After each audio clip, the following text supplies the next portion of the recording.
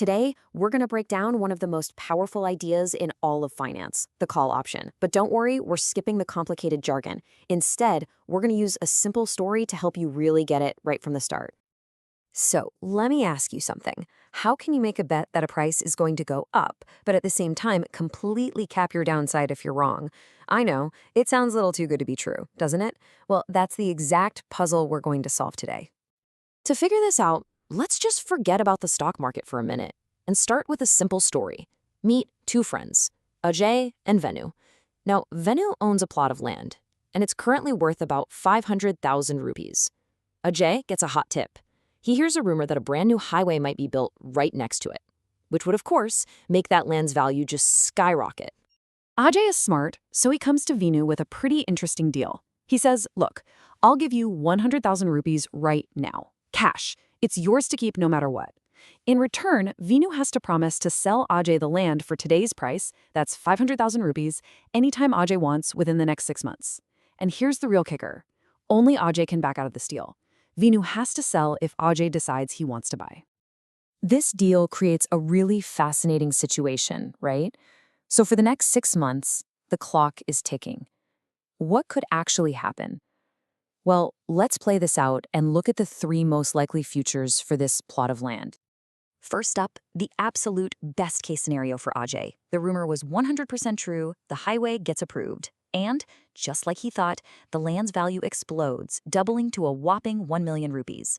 This is the home run Ajay was betting on. So what does Ajay do? Well, it's a no-brainer. He exercises his right to buy.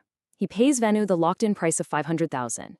Now remember, he already paid that 100,000 fee, so his total cost for the land is 600,000.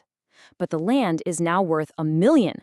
That means he's sitting on an instant profit of 400,000 rupees. Not bad at all for risking just 100,000, right? Okay, but what if things go the other way? Let's look at scenario number 2. The highway rumor, it was just a rumor. The whole thing falls through, people lose interest, and the land's value actually drops to 300,000 rupees. Now, what does Ajay do? Well, he looks at the numbers and thinks, wait a minute. Why on earth would I pay a total of $600,000 for a piece of land that I could go buy on the open market for just $300,000? It just makes no financial sense. And thanks to their clever agreement, he has the right to cancel.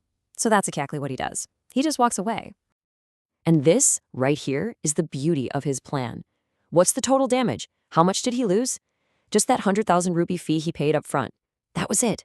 That was his maximum possible loss, and he knew it from day one. He was totally shielded from the 200,000 rupee drop in the land's price. All right, let's look at one final possibility. What happens if, after 6 months, absolutely nothing changes? The highway is still just a maybe, and the land's price is still sitting right at 500,000 rupees.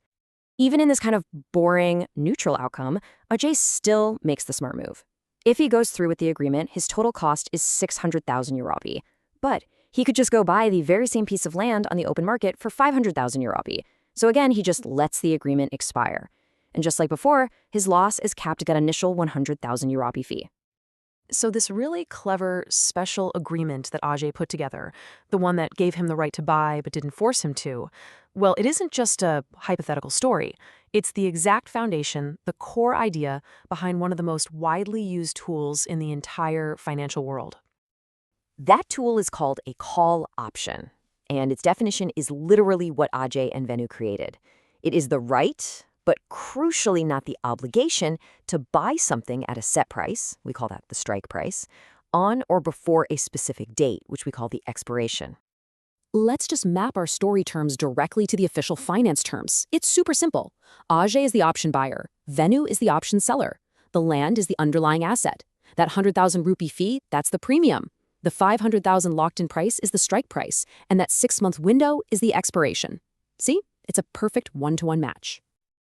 Okay, so now that our story has hopefully built a really solid, intuitive understanding, let's take this exact same logic and apply it to where you'll see it all the time, the stock market. So let's say there's a stock trading right now at 67 rupees. You think it's going to go up, you're bullish, so you buy a call option. You pay a small premium, let's say 5 rupees per share, and that gives you the right to buy that stock at a strike price of 75 rupees anytime in the next month. So let's fast forward 1 month. What happens? Well, if the stock shoots past 80 rupees, you're in the money. You make a profit.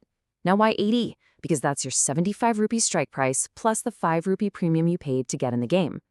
If the stock stays below 75, you just let the option expire. You lose your 5 rupee premium, and that's it. And if it lands somewhere between 75 and 80, you might still use your option just to buy the stock and minimize your loss. So let's boil this all down to the golden rules. The stuff you absolutely have to remember if you're a call option buyer. First, your view is bullish. You think the price will rise. Second, you have the right, not the obligation. Third, your risk is strictly limited to the premium you paid, period. Fourth, your potential profit is, in theory, unlimited. And finally, the seller has to sell to you if you decide to use your right. You can see how this gives the buyer a ton of power, right? You have a defined, limited risk, but unlimited upside potential. Which leads us to a really fascinating final question. What about the seller? Why would anyone, like Venu in our story, ever agree to take the other side of this bet? That's a puzzle for another time. Thanks for joining me.